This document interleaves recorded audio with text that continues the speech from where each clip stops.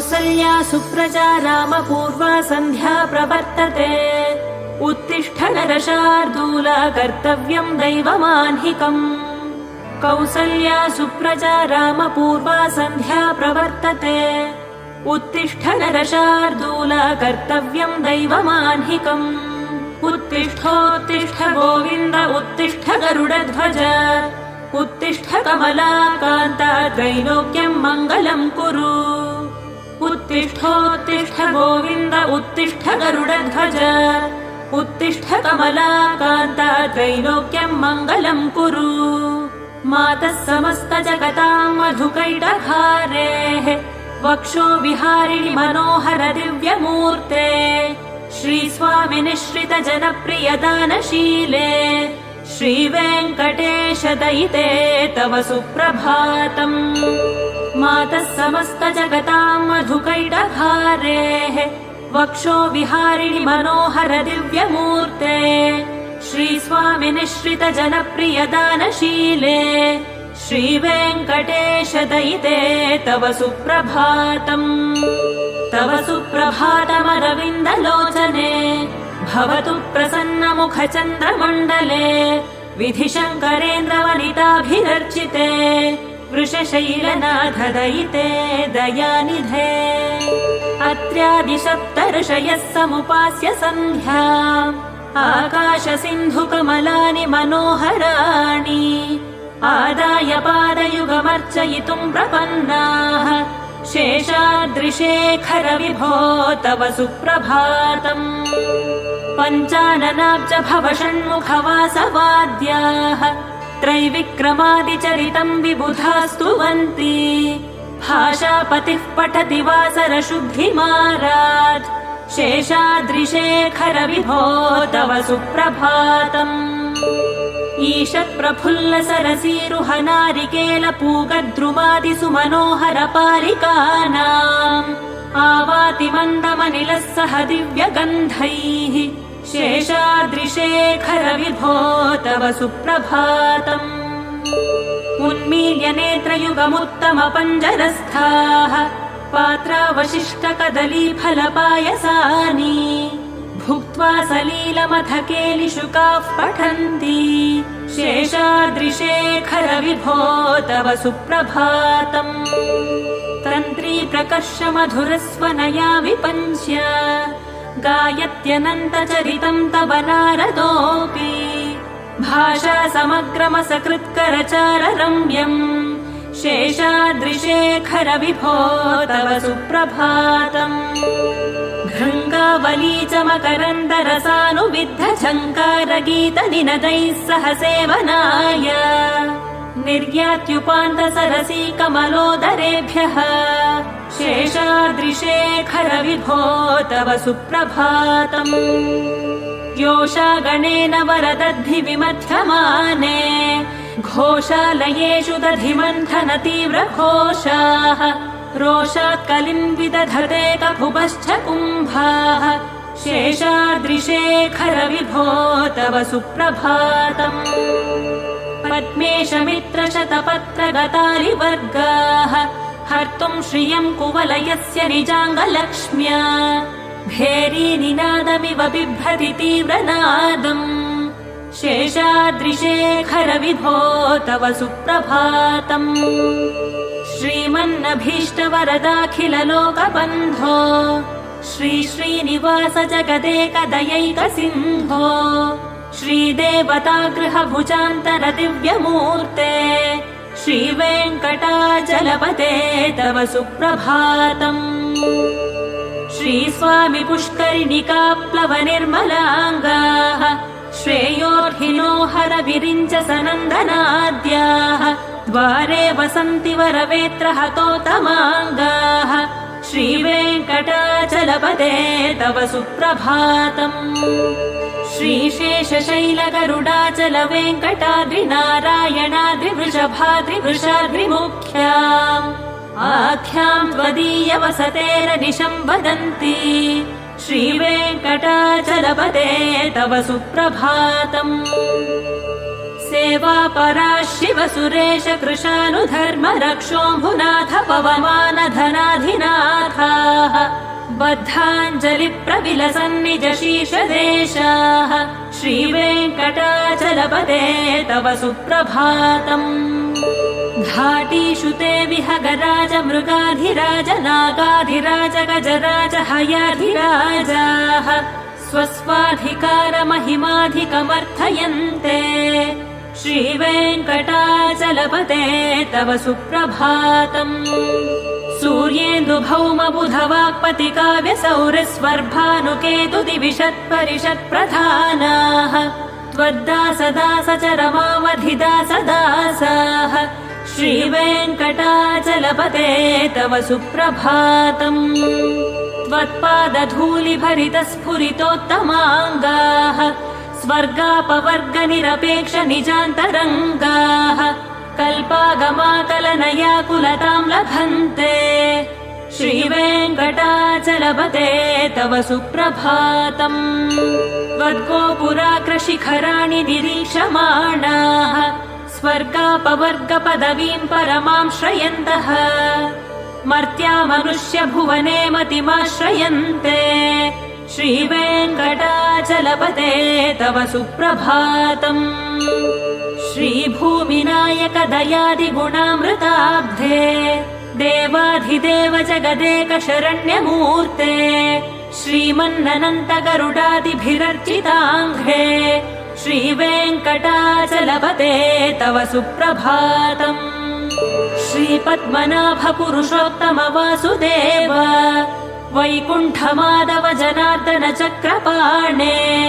श्रीवत्सचिह्न शरणागत पारिजात श्रीवेङ्कटाचलपते तव सुप्रभातम्। कन्दर्पदर्पहर सुन्दर दिव्यमूर्ते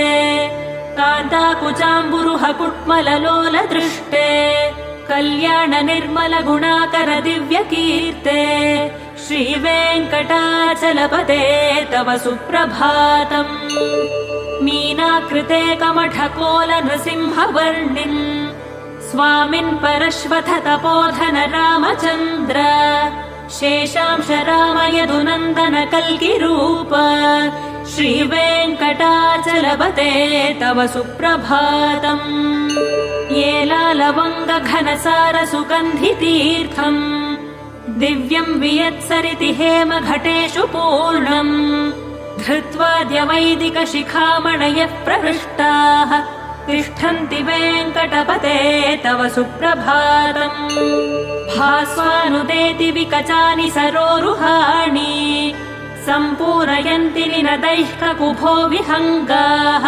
श्रीवैष्णवाः सततमर्थितमङ्गलास्ते धामाश्रयन्ति तव वेङ्कट सुप्रभातम्। ब्रह्मादयः सुरवराः समहर्षयस्ते सन्तः सनन्दन मुखास्त्वथ योगिवर्याः धामान्तिके तव हि मङ्गलवस्तु हस्ताः श्रीवेङ्कटाचलपते तव सुप्रभातम्।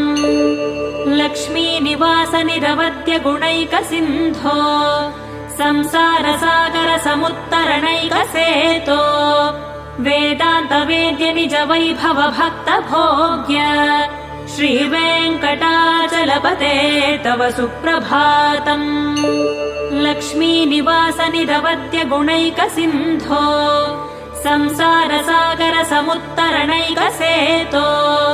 वेदान्त वेद्य निज वैभव भक्त भोग्य श्रीवेङ्कटाचलपते तव सुप्रभातम्।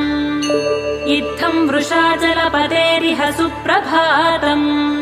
ये मानवाः प्रतिदिनम् पठितुम् प्रवृत्ताः तेषाम् प्रभातसमये स्मृतिरङ्गभाजाम् प्रज्ञाम् परार्थसुलभाम् परमाम् प्रसूते।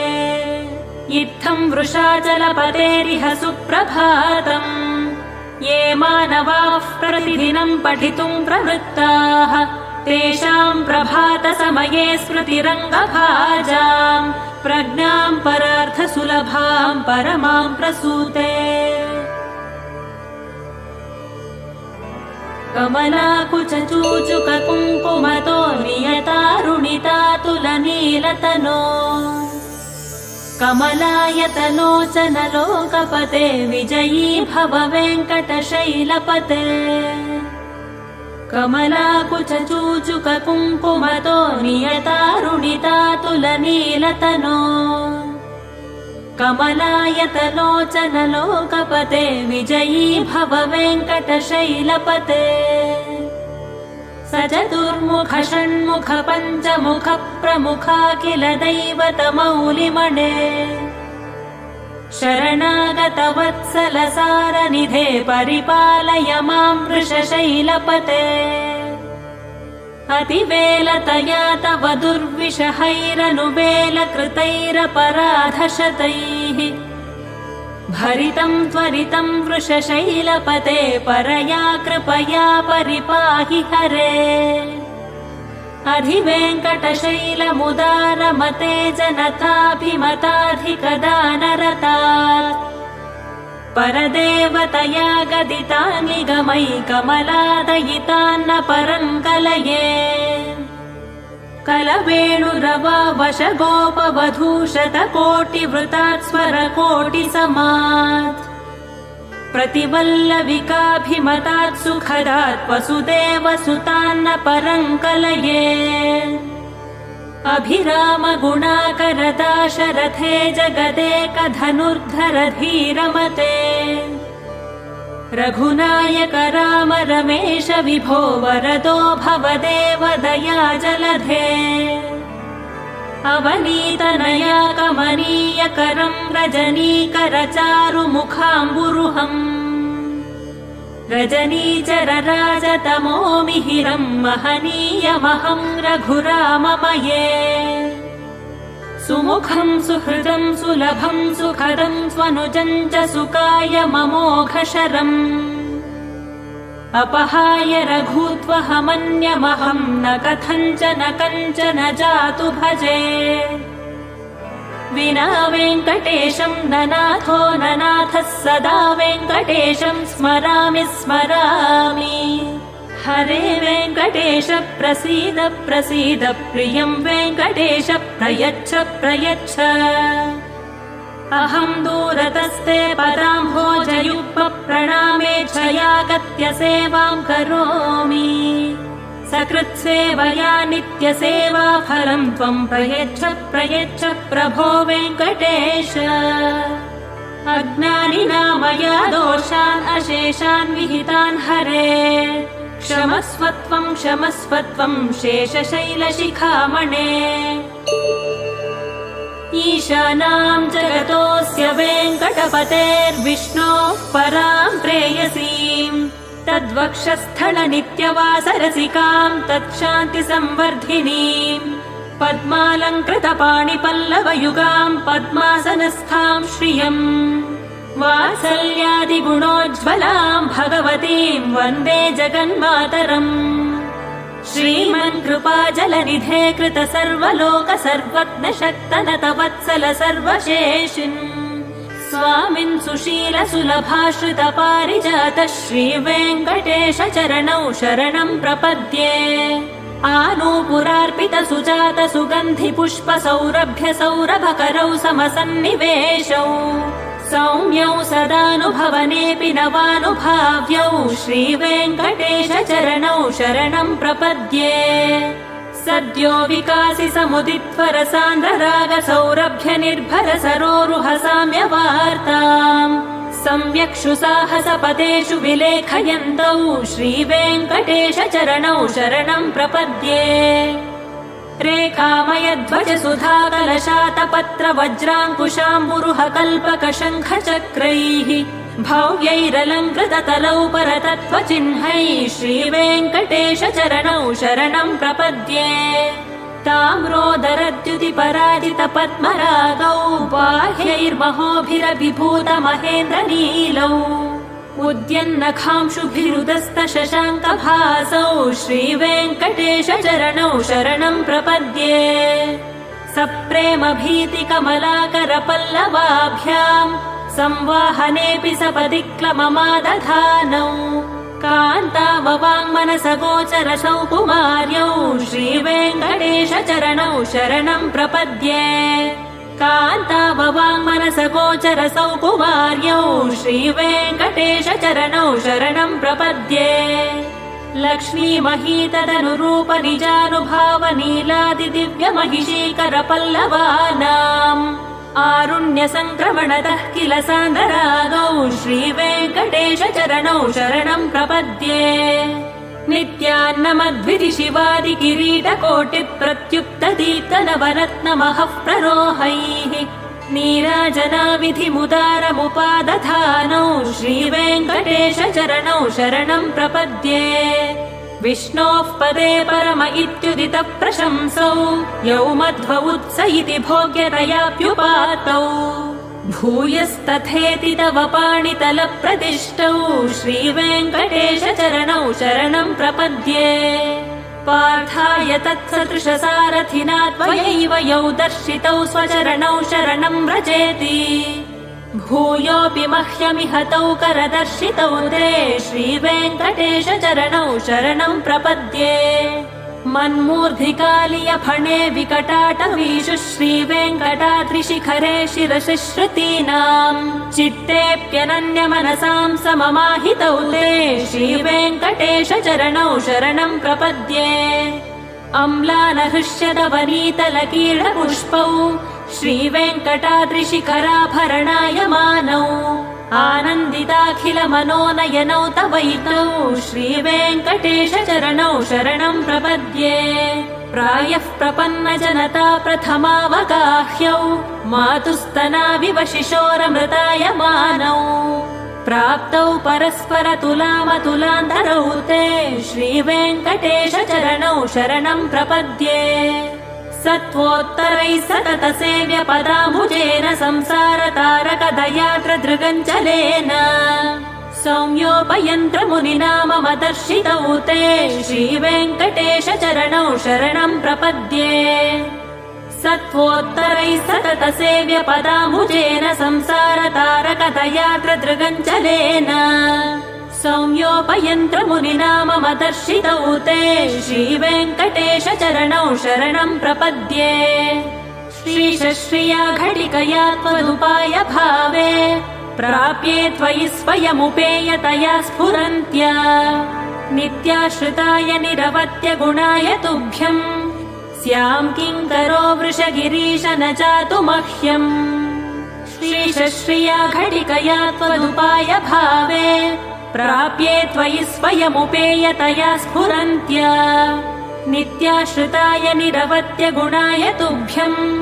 स्यां किङ्करो वृषगिरीश न जातु मह्यम् श्रियः कान्ताय कल्याणनिधये निधयेऽर्थिनाम् श्रीवेङ्कटनिवासाय श्रीनिवासाय मङ्गलम् श्रियः कान्ताय कल्याणनिधये निधयेऽर्थिनाम् श्रीवेङ्कटनिवासाय श्रीनिवासाय मङ्गलम् लक्ष्मी सविभ्रमालोकसुभ्रूविभ्रमचक्षुषे चक्षुषे सर्वलोकानां वेङ्कटेशाय मङ्गलम् श्रीवेङ्कटाद्रिशृङ्गाङ्ग्रमङ्गलाभरणाङ्घ्रये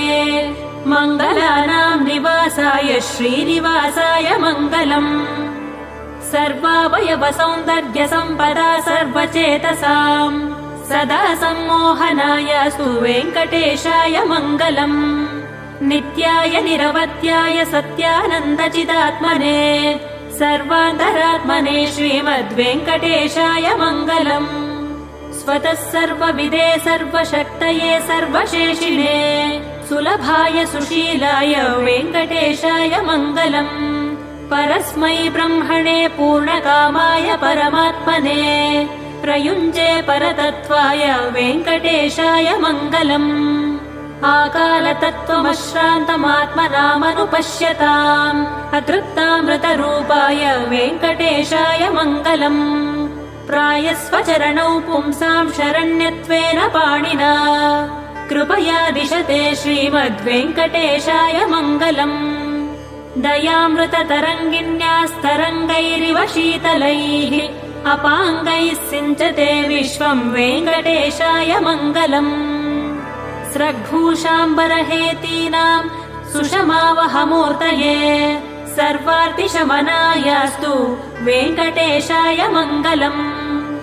श्रीवैकुण्ठविरक्ताय स्वामि पुष्करिणीतटे रमया रममाणाय वेङ्कटेशाय मङ्गलम्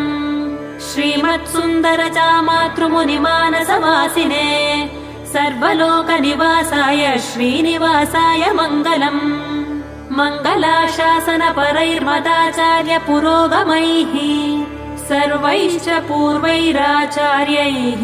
सत्कृतायास्तु मङ्गलम् ॐ नमो वेङ्कटेशाय ॐ नमो वेङ्कटेशाय ॐ नमो वेङ्कटेशाय ॐ कौसल्या सुप्रजा रामपूर्वा सन्ध्या प्रवर्तते उत्तिष्ठ नरशार्दूला कर्तव्यम् दैवमाह्निकम् कौसल्या सुप्रजा रामपूर्वा सन्ध्या प्रवर्तते उत्तिष्ठ नरशार्दूला कर्तव्यम् दैवमाह्निकम् उत्तिष्ठोत्तिष्ठ गोविन्द उत्तिष्ठ गरुडध्वज उत्तिष्ठ कमलाकान्ता त्रैलोक्यम् मङ्गलम् कुरु उत्तिष्ठोत्तिष्ठ गोविन्द उत्तिष्ठ गरुडध्वज उत्तिष्ठ कमलाकान्ता त्रैलोक्यम् मङ्गलम् कुरु मातः समस्तजगताम् मधुकैटभारेः वक्षो विहारिणि मनोहर दिव्यमूर्ते श्रीस्वामिनिश्रित जनप्रियदानशीले श्रीवेङ्कटेश दयिते तव सुप्रभातम् मातः समस्तजगताम् मधुकैटभारेः वक्षो विहारिणि मनोहर दिव्यमूर्ते श्रीस्वामिनिश्रित जनप्रियदानशीले श्रीवेङ्कटेश दयिते तव सुप्रभातम् तव सुप्रभातमरविन्दलोचने भवतु प्रसन्नमुखचन्द्रमण्डले विधिशङ्करेन्द्रवनिताभिरर्चिते वृषशैलनाथ दयिते दयानिधे अत्र्यादिसप्तर्षयः समुपास्य सन्ध्या आकाशसिन्धुकमलानि मनोहराणि आदाय पादयुगमर्चयितुम् प्रपन्नाः शेषाद्रिशेखर विभो तव सुप्रभातम् पञ्चाननाब्ज भव षण्मुखवासवाद्याः त्रैविक्रमादिचरितम् विबुधास्तुवन्ति भाषापतिः पठति वासरशुद्धिमारात् शेषाद्रिशेखर विभो तव सुप्रभातम् ईषत्प्रफुल्ल सरसीरुहनारिकेल पूगद्रुमादिसु मनोहर पालिकानाम् आवाति मन्दमनिलः सह दिव्यगन्धैः शेषाद्रिशेखर विभो तव सुप्रभातम् उन्मील्य नेत्रयुगमुत्तम पञ्जरस्थाः पात्रावशिष्टकदलीफलपायसानि भुक्त्वा सलीलमथ केलिशुकाः पठन्ति शेषाद्रिशेखर विभो तव सुप्रभातम् तन्त्री प्रकर्ष मधुरस्वनया विपञ्च्य गायत्यनन्तचरितम् तव नारदोऽपि भाषा समग्रमसकृत्करचार रम्यम् शेषाद्रिशेखर विभो तव सुप्रभातम् भृङ्गावली च मकरन्दरसानुविद्ध झङ्कारगीतनिनदैः सह सेवनाय निर्यात्युपान्तसरसी कमलोदरेभ्यः शेषाद्रिशेखर विभो तव सुप्रभातम् योषागणेन वरदद्धि विमध्यमाने घोषालयेषु दधिमन्थन तीव्रघोषाः रोषात् कलिम् विदधते ककुभश्च कुम्भाः शेषाद्रिशेखर विभो तव सुप्रभातम् पद्मेशमित्रशतपत्रगतालिवर्गाः हर्तुम् श्रियम् कुवलयस्य निजाङ्गलक्ष्म्या भेरीनिनादमिव बिभ्रति तीव्रनादम् शेषाद्रिशेखर विभो तव सुप्रभातम् श्रीमन्नभीष्टवरदाखिललोकबन्धो श्रीनिवास जगदेकदयैकसिन्धो श्रीदेवतागृहभुजान्तर दिव्यमूर्ते श्रीवेङ्कटाचलपते तव सुप्रभातम् श्रीस्वामि पुष्करिणिकाप्लवनिर्मलाङ्गाः श्रेयोर्हिनो हरविरिञ्च सनन्दनाद्याः द्वारे वसन्ति वरवेत्रहतोतमाङ्गाः श्रीवेङ्कटाचलपते तव सुप्रभातम्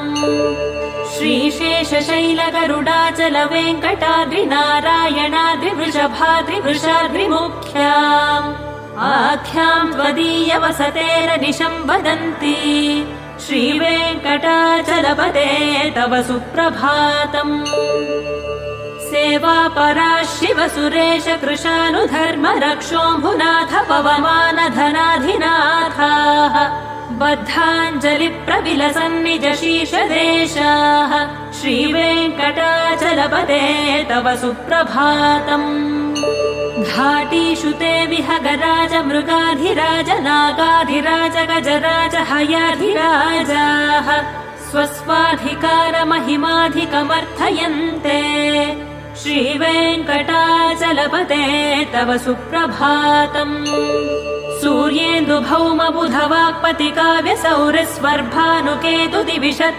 सूर्येन्दुभौमबुधवाक्पतिकाव्यसौरस्वर्भानुकेतुदिविषत्परिषत्प्रधानाः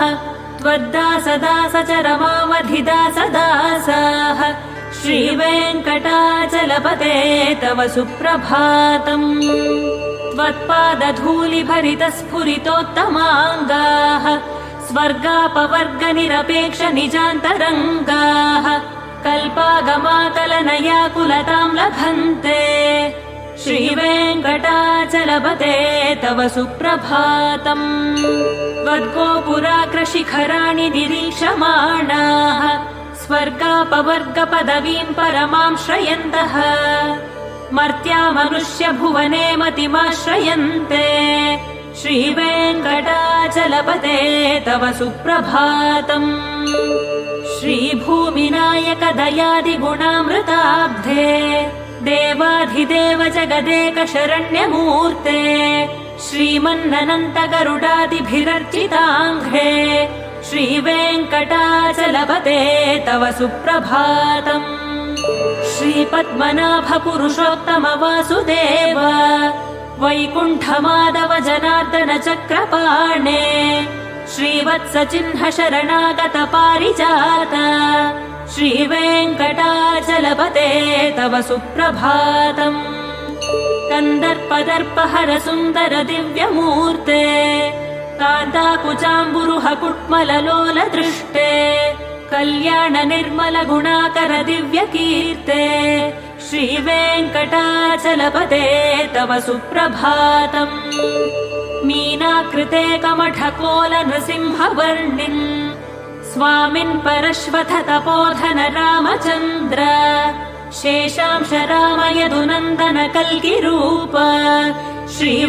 श्रीवेङ्कटाचलपते तव सुप्रभातम् येलालवङ्ग घनसार सुगन्धितीर्थम् दिव्यम् वियत्सरिति हेम घटेषु पूर्णम् धृत्वाद्य वैदिक शिखामणयः प्रहृष्टाः तिष्ठन्ति वेङ्कटपते तव सुप्रभातम्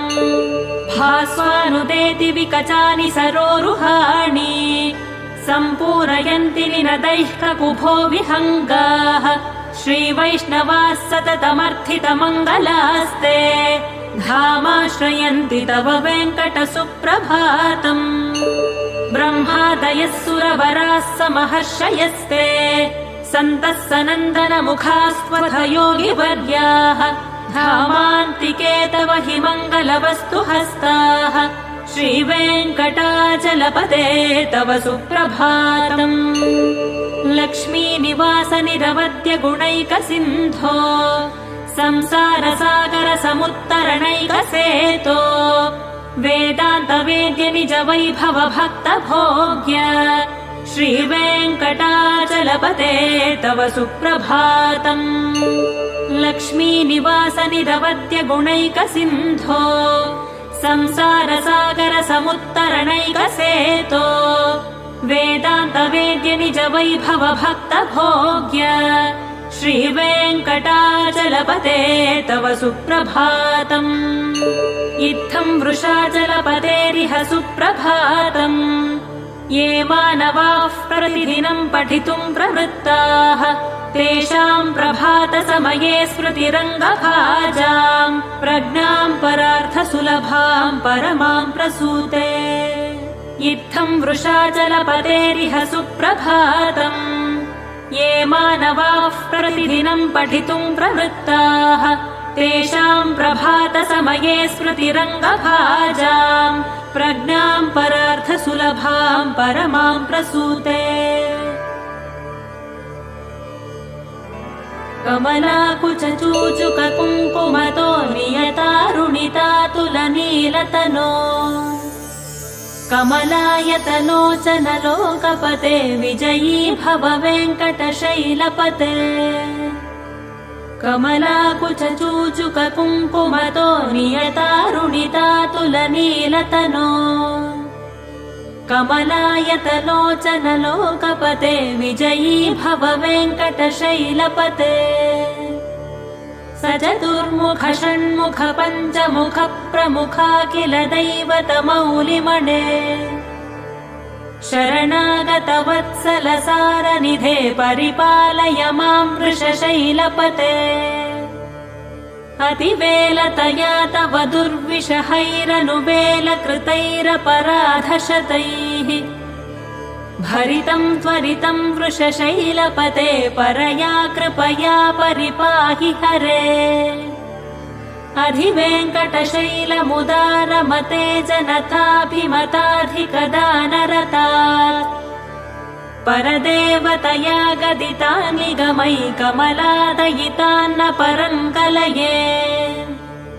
कलवेणुरवा वशगोपवधूशतकोटिवृतात् स्वरकोटिसमात् प्रतिवल्लविकाभिमतात् सुखदात् वसुदेवसुतान्न परं कलये। अभिरामगुणाकरदाशरथे जगदेकधनुर्धरधीरमते रघुनायक राम रमेश विभो वरदो भवदेव दयाजलधे। अवनीतनया कमनीयकरं रजनीकरचारुमुखाम्बुरुहम् रजनीचरराजतमो मिहिरं महनीयमहं रघुराममये। सुमुखं सुहृदं सुलभं सुखदं स्वनुजं च सुकाय ममोघशरम् अपहाय रघुत्वहमन्यमहं न कथञ्चन कञ्चन जातु भजे। विना वेङ्कटेशं ननाथो ननाथः सदा वेङ्कटेशं स्मरामि स्मरामि। हरे वेङ्कटेश प्रसीद प्रसीद प्रियं वेङ्कटेश प्रयच्छ प्रयच्छ। अहं दूरतस्ते पदाम्भोजयुग्मप्रणामेच्छयागत्य सेवां करोमि। सकृत्सेवया नित्यसेवाफलं त्वं प्रयच्छ प्रयच्छ प्रभो वेङ्कटेश। अज्ञानिना मया दोषान् अशेषान् विहितान् हरे। क्षमस्वत्वं क्षमस्वत्वं शेषशैलशिखामणे। ईशानां जगतोऽस्य वेङ्कटपतेर्विष्णोः परां प्रेयसीं तद्वक्षस्थलनित्यवासरसिकां तत्शान्तिसंवर्धिनीं पद्मालङ्कृतपाणिपल्लवयुगां पद्मासनस्थां श्रियम् वात्सल्यादिगुणोज्ज्वलां भगवतीं वन्दे जगन्मातरम्। श्रीमन्कृपाजलनिधे कृत सर्वलोक सर्वज्ञ शक्तनत वत्सल सर्वशेषिन् स्वामिन् सुशील सुलभाश्रित पारिजात श्रीवेङ्कटेश चरणौ शरणं प्रपद्ये। आनूपुरार्पित सुजात सुगन्धि पुष्प सौरभ्य सौरभकरौ समसन्निवेशौ सौम्यौ सदानुभवनेऽपि नवानुभाव्यौ श्रीवेङ्कटेशचरणौ शरणं प्रपद्ये सद्यो विकासि समुदित्वरसान्द्ररागसौरभ्य निर्भर सरोरुह साम्यवार्ताम् सम्यक्षु साहसपदेषु विलेखयन्तौ श्रीवेङ्कटेशचरणौ शरणं प्रपद्ये रेखामयध्वज सुधाकलशातपत्र वज्राङ्कुशाम्बुरुह कल्पकशङ्खचक्रैः भव्यैरलङ्कृततलौ परतत्त्वचिह्नैः श्रीवेङ्कटेशचरणौ शरणं प्रपद्ये ताम्रोदरद्युतिपराजितपद्मरागौ बाह्यैर्महोभिरभिभूतमहेन्द्रनीलौ उद्यन्नखांशुभिरुदस्तशशाङ्कभासौ श्रीवेङ्कटेशचरणौ शरणं प्रपद्ये सप्रेमभीतिकमलाकरपल्लवाभ्याम् संवाहनेऽपि सपदि क्लममादधानौ कान्ताववाङ्मनसगोचरसौकुमार्यौ श्रीवेङ्कटेशचरणौ शरणं प्रपद्ये कान्ताववाङ्मनसगोचरसौकुमार्यौ श्रीवेङ्कटेशचरणौ शरणं प्रपद्ये लक्ष्मीमहीतदनुरूप निजानुभावनीलादिदिव्यमहिषीकरपल्लवानाम् आरुण्यसङ्क्रमणतः किल सान्द्ररागौ श्रीवेङ्कटेशचरणौ शरणं प्रपद्ये नित्यान्नमद्विधिशिवादिकिरीटकोटिप्रत्युक्तदीप्तनवरत्नमहः प्ररोहैः नीराजनाविधिमुदारमुपादधानौ श्रीवेङ्कटेशचरणौ शरणं प्रपद्ये विष्णोः पदे परम इत्युदितप्रशंसौ यौ मध्व उत्स इति भोग्यतयाप्युपातौ भूयस्तथेति तव पाणितलप्रतिष्ठौ श्रीवेङ्कटेशचरणौ शरणं प्रपद्ये पार्थाय तत्सदृशसारथिना त्वयैव यौ दर्शितौ स्वचरणौ शरणं व्रजेति भूयोऽपि मह्यमिहतौ करदर्शितौ ते श्रीवेङ्कटेशचरणौ शरणं प्रपद्ये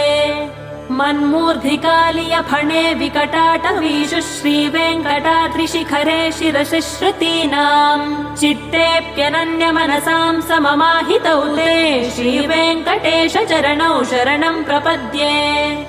अम्लानहृष्यदवनीतलकीर्णपुष्पौ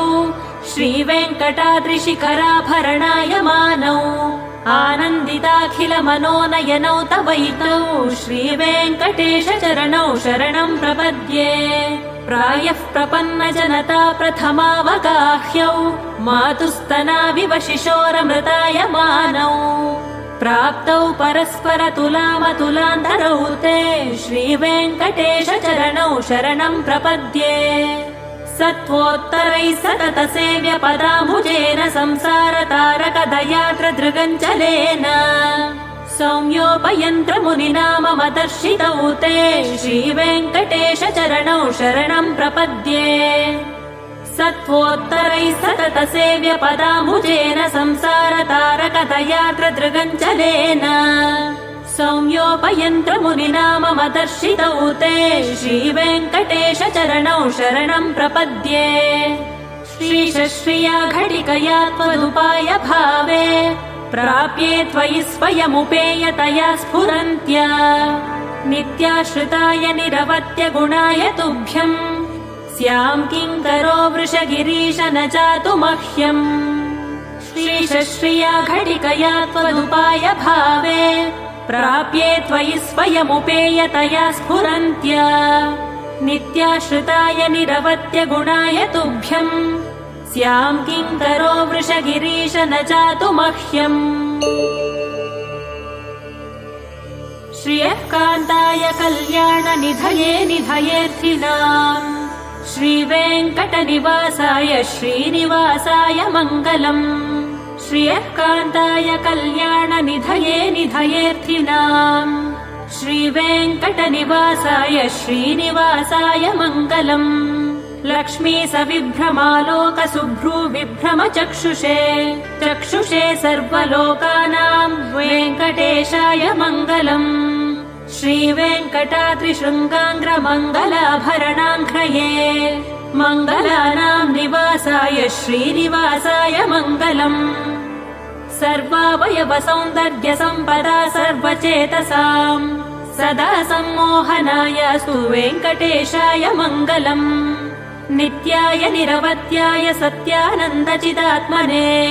सर्वान्तरात्मने श्रीमद्वेङ्कटेशाय मङ्गलम् स्वतः सर्वविदे सर्वशक्तये सर्वशेषिणे सुलभाय सुशीलाय वेङ्कटेशाय मङ्गलम् परस्मै ब्रह्मणे पूर्णकामाय परमात्मने प्रयुञ्जे परतत्त्वाय वेङ्कटेशाय मङ्गलम् आकालतत्त्वमश्रान्तमात्मनामनुपश्यताम् अतृप्तामृतरूपाय वेङ्कटेशाय मङ्गलम् प्रायस्वचरणौ पुंसाम् शरण्यत्वेन पाणिना कृपया दिशते श्रीमद्वेङ्कटेशाय मङ्गलम् दयामृततरङ्गिन्यास्तरङ्गैरिव शीतलैः अपाङ्गैः सिञ्चते विश्वम् वेङ्कटेशाय मङ्गलम्